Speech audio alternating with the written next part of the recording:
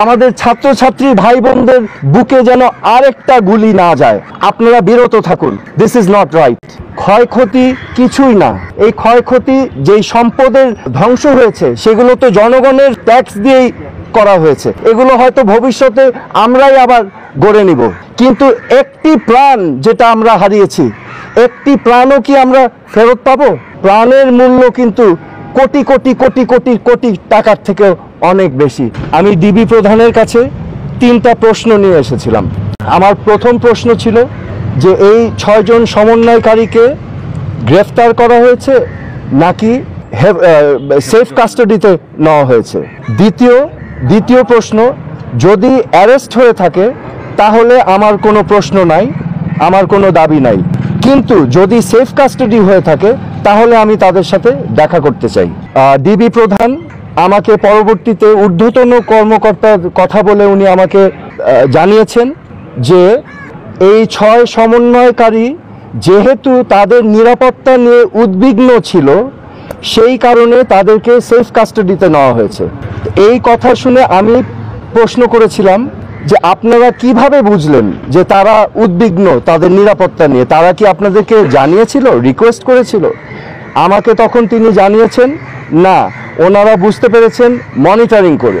So যেহেতু তারা safe কাস্টাডিতে, আমি তখন রিকোয়েস্ট করলাম আমি তাদের সাথে দেখা করতে চাই। তো প্রতি উত্তরে আমাকে জানানো হয়েছে যে দেখা করতে চাইলে ঊর্ধ্বতন কর্তৃপক্ষের পারমিশন নিয়ে আমার দেখা করতে হবে তাদের সাথে। আমার তৃতীয় প্রশ্ন ছিল তাদেরকে কখন সেফ কাস্টাডি থেকে মুক্তি দেওয়া হবে। এই প্রশ্নের জবাবে তিনি বলেছেন যে ঊর্ধ্বতন কর্তৃপক্ষ যখন ওনাকে নির্দেশনা দিবেন তখনই ওনাদেরকে ছেড়ে দেওয়া হবে। সেফ কাস্টাডি আমার জানা মতে একজন নাগরিক যদি রিকোয়েস্ট করে তাহলে সেফ কাস্টাডিতে নেওয়া যেতে পারে, কিন্তু রিকোয়েস্টের বাইরে যদি কাউকে সেফ কাস্টাডিতে নেওয়া হয়, এটা কি আসলে সেফ কাস্টাডি না এটা অ্যারেস্ট? তো এটা হচ্ছে আমার প্রশ্ন। এখানে আমি আপনাদের সম্মুখে স্পষ্টভাবে বলতে চাই, এই ছাত্র আন্দোলন, কোটা সংস্কার আন্দোলন নিয়ে যে সকল ক্ষয়ক্ষতি হয়েছে, ক্ষয়ক্ষতি কিছুই না। ক্ষয়ক্ষতি কেন কিছু না? এই ক্ষয়ক্ষতি যেই সম্পদের ধ্বংস হয়েছে সেগুলো তো জনগণের ট্যাক্স দিয়েই করা হয়েছে। এগুলো জনগণের সম্পদ, এগুলো হয়তো ভবিষ্যতে আমরাই আবার গড়ে নিব, কিন্তু একটি প্রাণ যেটা আমরা হারিয়েছি, একটি প্রাণও কি আমরা ফেরত পাবো? এই প্রাণ কি ফিরে আসবে? আমাদের মনে রাখতে হবে মুখ্য জিনিসটা কি, প্রাণের মূল্য কিন্তু কোটি কোটি কোটি কোটি কোটি টাকার থেকেও অনেক বেশি, তা অমূল্য। তো আমার আজকে আপনাদের সামনে আমি স্পষ্টভাবে বলতে চাই আইন শৃঙ্খলা রক্ষাকারী বাহিনীদের, আমাদের সেনাবাহিনীদের, যে আমাদের ছাত্রছাত্রী ভাই বোনদের বুকে যেন আরেকটা গুলি না যায়। আপনারা বিরত থাকুন, এটা ঠিক না। This is not right.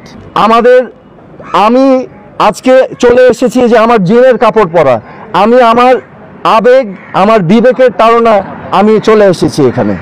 আজকে আমি মনে করি আমার মতো এই প্রশ্নগুলো বাংলাদেশের কোটি কোটি মানুষের মনে। তো আমি আপনাদের হয়ে আমি এখানে এসেছি আজকে, এজন্যই আমার আশা। আমার মনে হয় যে এখানে একটা সমূহ সমাধান প্রয়োজন, এবং সমাধানের প্রথম কাজ যেটা করতে হবে, প্রতিটি হত্যাকাণ্ড সুনির্দিষ্টভাবে ইন্ডিপেন্ডেন্ট এনকোয়ারি করে বিচার করতে হবে, এবং এগুলোর জন্য যারা যারা দায়ী তাদেরকে আইনের আওতায় আনতে হবে। বিচার বহির্ভূত কোনো হত্যাকাণ্ড করা যাবে না, এবং আমাদের এই সমাধান রাজনৈতিকভাবে করতে হবে। এই সমাধান সবাইকে নিয়ে আলোচনার মাধ্যমে করতে হবে। এই সমাধান করার জন্য প্রথম শর্ত আমি যেটা বললাম যে বিচার করতে হবে। এই প্রাণহানির প্রত্যেকটা প্রাণহানির বিচার করতে হবে, এবং যারা এটার জন্য দায়ী তাদেরকে আইনের আওতায় আনতে হবে। তারপরে আলোচনার মাধ্যমে এই সমাধানে যেতে হবে। আমি তীব্র নিন্দা জানাই এবং প্রতিবাদ জানাই।